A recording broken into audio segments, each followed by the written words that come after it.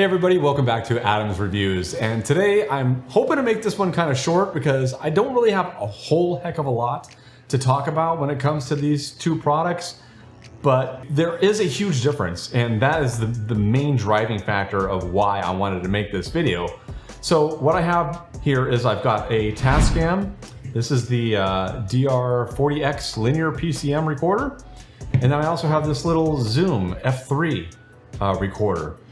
And you're probably wondering, like, why do I have two of them? Well, because I initially started off with this thing, and I will say that there are some nifty features about this one. For one, it's got built-in microphones, so you have like stereo recording. So if you wanted to, you could just do something like this, where you set it this way, and then you got one mic that's facing over here, and another one that's over here, or you can do a stereo thing. So that's kind of interesting, and I've never actually used that because what I had used, the other thing that I like about that, and actually on both of these, they both have full-sized XLR left and right, well, I guess you call it channel 1 and channel 2 inputs that will supply a microphone with phantom power, because most of the microphones that I like to use are phantom powered. So I have to have something that's got phantom power. Both of these do meet that criteria, which is great. However, there are some differences between the two of them that I found to be pretty exceptional. And one of the reasons why I started using this thing, it can fit in a pocket, but as you can see, it's pretty large. So, you know, you have to have some pretty deep pockets in order for you to be able to fit this. Now, it does have a thread on the back of it, so you could probably maybe find a threaded belt clip or something, so that way you can hang it on your belt if you wanted to.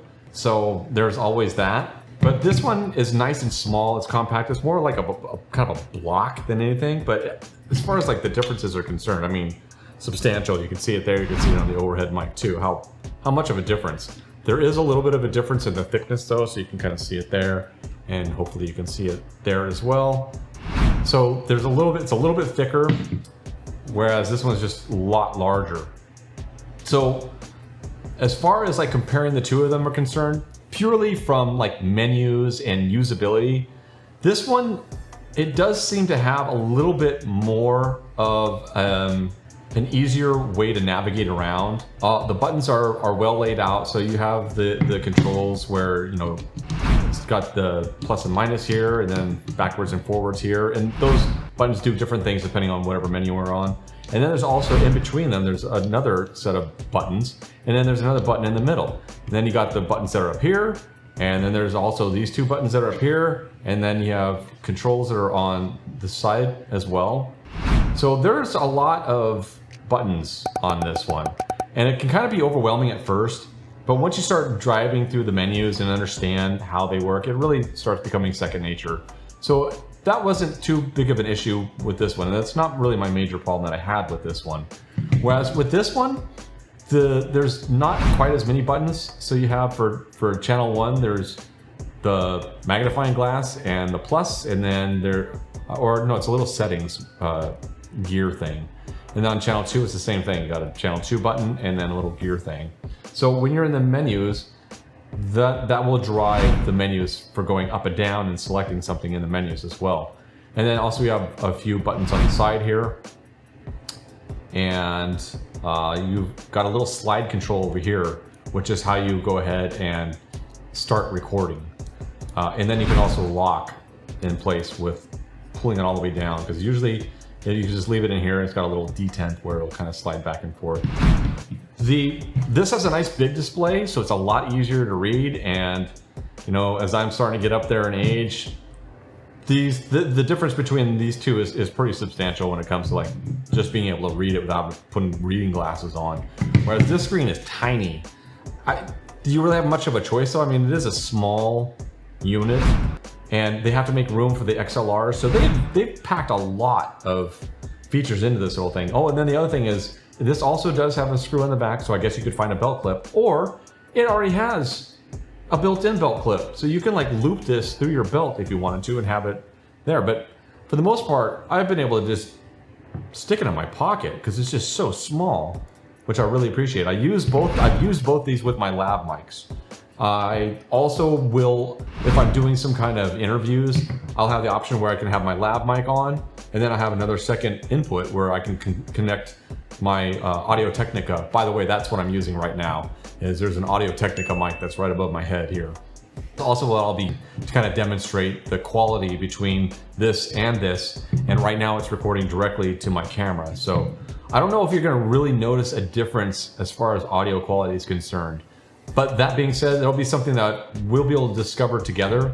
And what I'll wind up doing is that when I'm done shooting the video and I'm listening to all this stuff in post, I'll go ahead and put up some metrics on, or at least my thoughts on how I felt, whether or not it was a huge difference in audio quality, or if it's just kind of like, yeah, it all kind of sounds the same. I have a sneaking suspicion that they're all gonna sound fairly similar. So I'm not really thinking that one is just gonna be like, wow, this is amazing, because I'll be using the same mic. And really, microphone choice is where you're gonna notice a big difference for the most part. Oh yeah, and then this also has down here your line out, a headphone jack if you want to listen to the signal in the headphones, and then volume controls for the headphones as well. This also does have headphone jacks on it, so you got your headphones right here, and I believe there is, this one does not have a volume control. There's no dedicated volume controls. You have to go into the menu system itself to be able to actually get to the volume control for your headphones, which is kind of a bummer. And I can go ahead and turn it on for you, so that way you kind of just see, what it looks like. I'll turn both of them on, so that way you can kind of see what they look like as far as the displays are concerned. So this one, I think that this one has a better field of view, although it is a smaller, the display is a lot smaller. And right now, yeah, the light goes off like pretty quickly on this one too. So it's just one of those things that they do to try and save the battery. And yeah, right now this one's not displaying anything, but when you have a microphone hooked up into it, it always is monitoring the input. So you'll see a graph that's going across with the waveform as you're recording. With this one, I think all it does, if I remember correctly, yeah, all it will do is just show you like a volume meter. So as you're talking, it'll kind of, so you don't really have a history of like where things were. Whereas with this one, you can see the actual like waveform itself as it's even plugged in, regardless of whether or not you're recording, which can actually be a little confusing because then you're not really sure if you're recording. That being said, when you're recording, there's a little tally light right here that'll light up red. So it'll be very, very obvious when you're recording. To turn it off, you just gotta press and hold the button and it'll say goodbye, see you, and then shut it off. And with this one, you just press the button again, and then eventually it'll have a little display. So on both these, there is one thing that absolutely drives me up the wall. The battery life on this is absolutely atrocious. It chews through batteries so quick. Now that might be because I do need to have 48 volt phantom power to my microphones. And maybe the little boost circuitry in here just doesn't really do that well. I think it's got it's either 3 or 4 AA's that it runs on. It's 3, yeah, there's 3 AA batteries inside of here. Yep, 3 AA batteries that it runs on. But that said, the Zoom also runs on batteries, and it only has 2. And remember, this one also has phantom power. This one lasts so much longer than this one. And my biggest pet peeve on both these things is that when the batteries are getting low, there is absolutely no indication that the batteries are getting low. For one thing, as I mentioned, for my use, the use case that I have, I keep it in my pocket. So if it's flashing any lights or anything, I'll never see it on both of these. What I would really love some manufacturer to do, like if these guys are listening, the Zoom guys, one of the things I would love is an audible beep, a very loud audible beep that your batteries are about to die. Because if you're using this audio recorder and you're counting on it to record your audio, which that's kind of the purpose, then once the battery dies, it stops recording. So now you have no audio, or worst case, like I've learned my lesson on a few occasions here on this one. I will still record like using my onboard microphones on my camera, which sounds terrible, but missing out on critical audio or critical video that you just cannot get back. By the way, I'm sweating like crazy. I'm in my garage right now and it is just blazing hot. I'm gonna buy an air conditioner because this is just as silly. But when the audio dies, at least I'll have some terrible audio, but I won't miss a video that I might not be able to get a reshot of. So there's a backup, but it's really bad. I would love it if these things would just beep. I would much rather get interrupted in my video and have to stop the video to replace some batteries than lose really good quality audio, because that right there means everything. So this is why I cannot stand this thing, because it just chews through batteries so fast. If it weren't for the fact that it chews through batteries, I would probably still be using it. So that being said, there are some ways that you can mitigate both these things kind of going through batteries somewhat fast. This one's super fast, this one's kind of like, it does okay. But that being said, if this has anything less than a full bar on the battery life, I just replace the batteries. Because typically speaking, whenever I'm shooting a video, I'm sure if you've ever watched any of my other videos, I kind of ramble. And this thing will just, like I said, chew through the batteries, same with this, and then I lose my audio, and then I have no audio and I have to go back and reshoot most of the time, because a lot of the time lately I've been shooting outdoors. And with the wind, that thing, the camera has no capacity for dealing with wind. If the wind is hitting that microphone on that camera, you might as well just kiss your audio goodbye. It's just not gonna work. Whereas when I have my lav, I have a lav that I either have one that's got a windscreen on it, or my other really good lav mic, which unfortunately is like one of the wires inside of it or something went wrong with it and it's not working. But that one I actually usually have it behind my shirt. So it's got these little vampire fangs on it. And I really, really like that lav mic. It sounds fantastic, but unfortunately I can't use it. But that also really helps with the wind. Like when I'm outside and it's windy, you can't even tell that's windy outside because the mic is actually behind my shirt, and which attenuates all that wind noise. So it's fantastic. So that is the biggest thing that drives me absolutely crazy between the two of these things.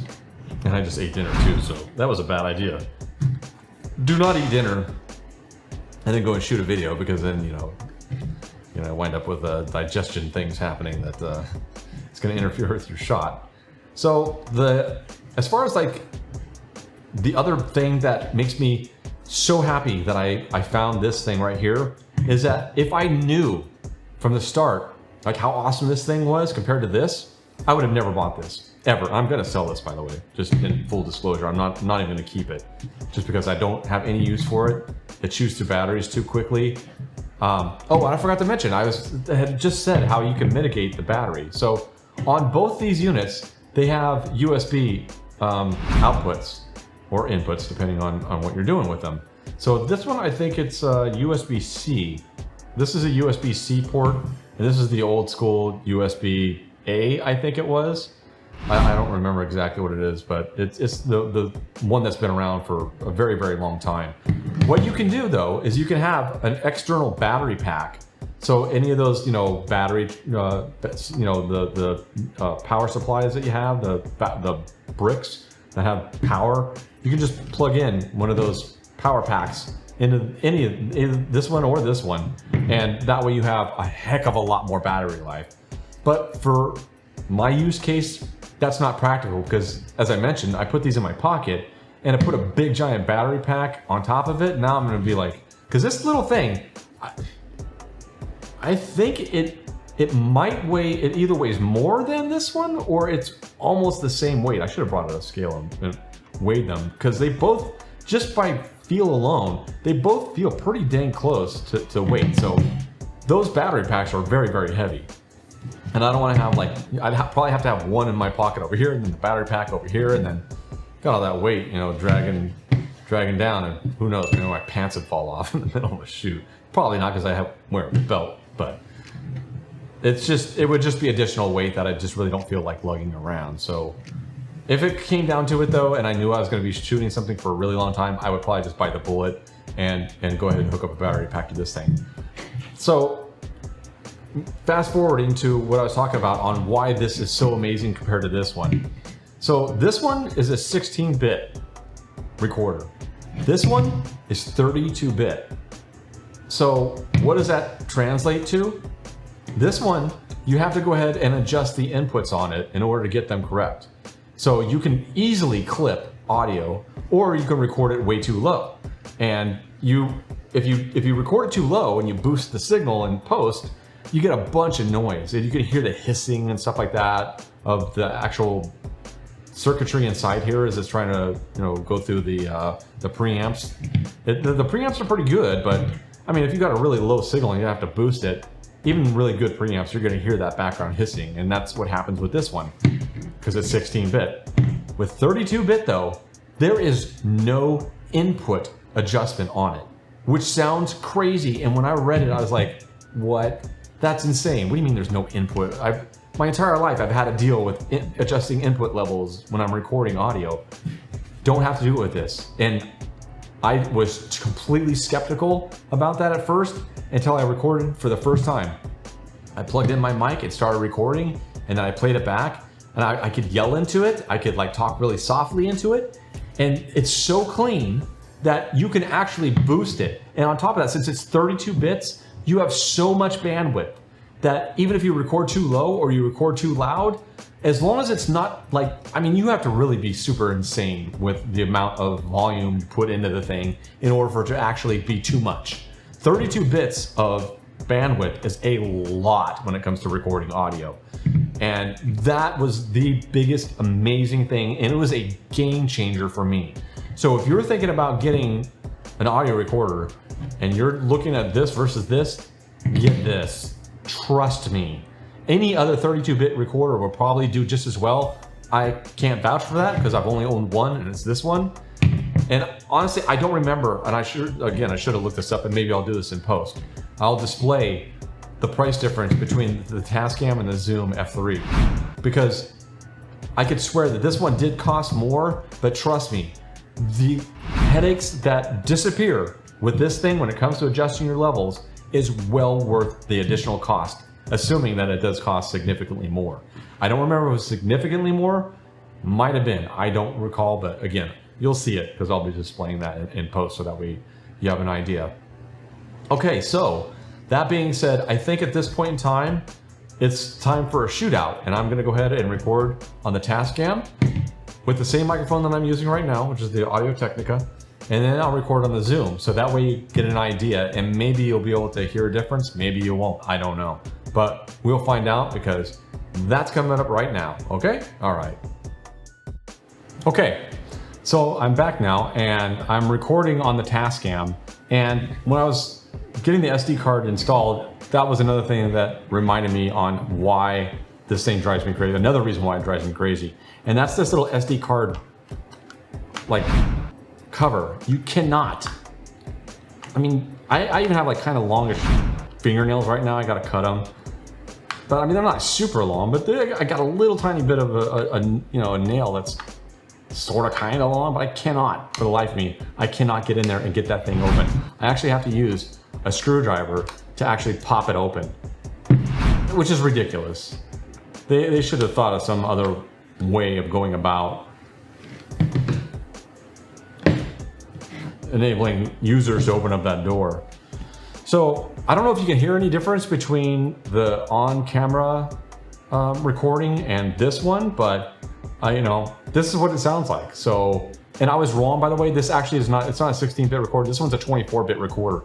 But even though it's 24-bit, the difference between 24-bit and 32-bit is still huge, because on this one, you do have to set the levels, whereas this one, you don't. So, go ahead and run with that if you want, because if you're thinking about this one versus this one, again, this one is just so much easier.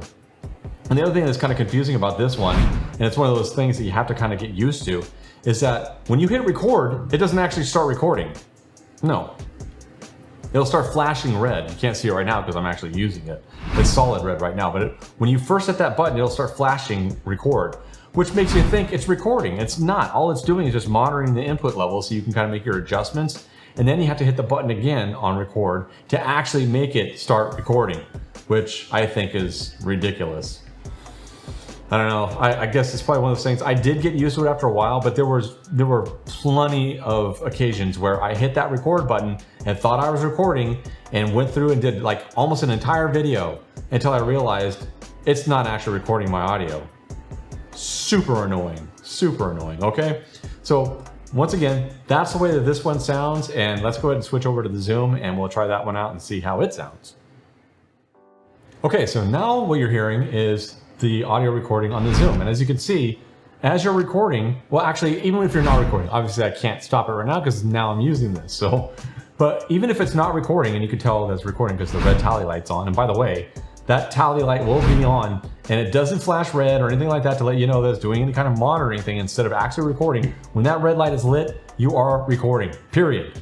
So what you can see is that ongoing graph where it's letting you know, this is, by the way, this is channel 1 that I have it hooked into, so that's why it's only monitoring this side.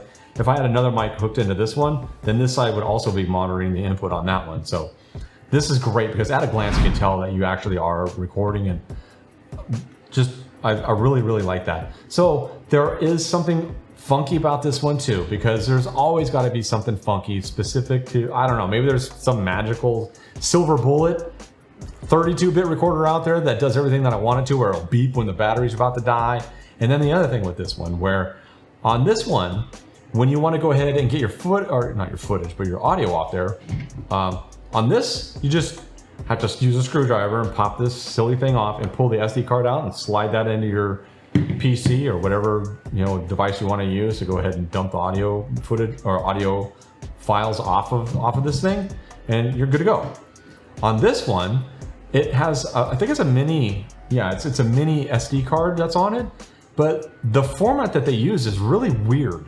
And I don't know, maybe there's some app out there or whatever, but you cannot just take the SD card out of this one, the mini SD card out of this one, put it on your PC and then copy those files over, because the system doesn't natively understand what those files are. I don't know if there's some just proprietary format that it's recording in. I would sincerely hope not, but that being said, it's not that big of a deal. It's certainly not a deal breaker for me because I really like this thing because of the size and all the features that it packs in. And the 32-bit thing is just fantastic. I did nothing to set the audio levels on this one.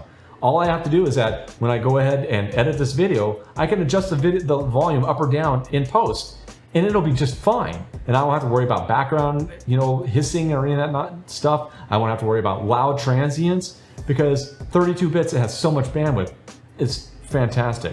So to get to the audio recordings on here, you just plug into the USB-C port and plug it into your PC, and then you go drive through the menus, and there's a USB input-output setting, and you could choose file transfer, and then that'll say file transfer, and it recognizes that it's hooked up to the PC. And then, I don't know about Mac, but on Windows, it'll automatically pop up with a notification saying, like, what do you want to do with this drive? It recognizes it as a drive.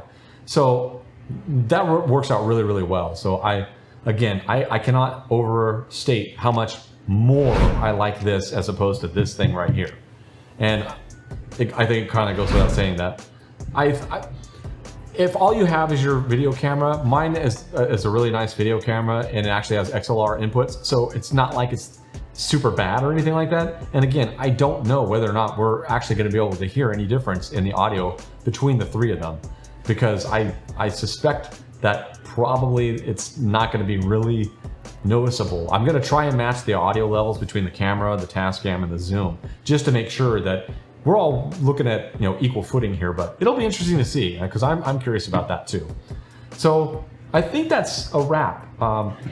This one, depending on the difference in cost, it might not be such a bad option for you. It just chews through batteries, so you bear that in mind. It does have some additional features, built-in microphones, for example, which may or may not be something that you're super interested in. And it's got a terrible access cover for the SD card. It's got a goofy record system on it. You have to adjust the levels. So it's kind of finicky. Whereas with this one, it's almost completely plug and play. And there's no ambiguity with regard to whether or not you're recording. It just lets you know right off the bat you're recording. And so I really do like that. And I love this thing. It's been nothing but a pleasure to work with, other than the fact that it still does chew through batteries. And where am I at on this one? It's still full battery, so I should be good to go for quite a while if I wanted to, but I think I am done with this video. And yeah, so highly recommend the Zoom F3, the Tascam DR40X. Again, if cost is a thing for you and this one turns out to be a lot cheaper, then hey, you know, it's better than using onboard audio, especially if you need to go walking around or whatever, because that's what I do an awful lot. Usually what I'll do is the camera that I'm shooting overhead with is my GoPro Hero. And typically speaking, or no, it's not GoPro Hero, it's GoPro Max. Someone's got the cameras on both sides and just 360. But if walking around as with like a video camera like the GoPro, and you want to have some really good audio, this is a good combination. This is the best combination that I could find so far. If you guys know of any other combination that might be better as far as portable 32-bit recorders go, that maybe even smaller than this one, still has phantom power, still accepts full-size XLR inputs, I'm all ears, because that would be an amazing find. And I would be very interested in seeing like how well that performs as opposed to this one. I don't know how you could improve on it other than just the form factor maybe, or having an audible alarm that your battery's about to die. Other than that, I don't know how you could beat it, because it sounds fantastic. The no fussing about on setting levels is just great. Okay, so if you like this video and you like my reviews, or you like some of the other videos that I do as well, then I would really appreciate it if you would go ahead and thumbs up the video. And if you like reviews and you want to see more of these, then subscribe, because as I see more and more subscribers and I get more and more views, that's going to compel me to make more videos. And so I guess I have fun making them, so I'm going to continue to make them anyways. But you know, if I get a lot of subscribers and a lot of likes and a lot of views, then all that does is just incentivize me to make more of them. So you get more if, you know, you so choose to. And if you don't like the video, hey, you know what? Thanks a lot for sticking around this long. I appreciate it. And I hope that you guys have a great day, and I will see you guys in the next video. Take care. Bye.